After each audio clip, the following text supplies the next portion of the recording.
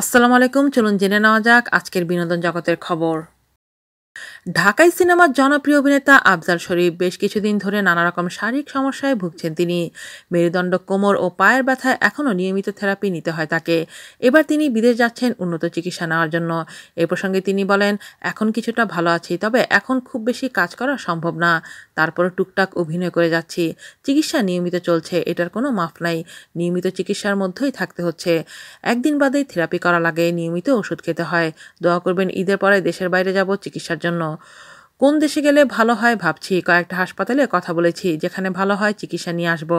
তার অসুস্থতার কথা শুনে পাশে দাঁড়ান প্রধানমন্ত্রী শেখ হাসিনা। তার চিকিৎসায় প্রধানমন্ত্রী ২০ লাখ টাকা অনুদান দেন। এরপর থেকে চিকিৎসায় আর ত্রুটি হয়নি তার। এবার যাচ্ছেন দেশের বাইরে। সম্প্রতি আফজাল শরীফ শ্বশুরবাড়ি জিন্দাবাদ 2 ছবি শুটিংয়ে ও ডাবিংয়ে অংশগ্রহণ করেছেন। ছবিটি মুক্তির অপেক্ষায় রয়েছে। আজ এ পর্যন্তই। ভালো থাকবেন সবাই। আল্লাহ হাফেজ।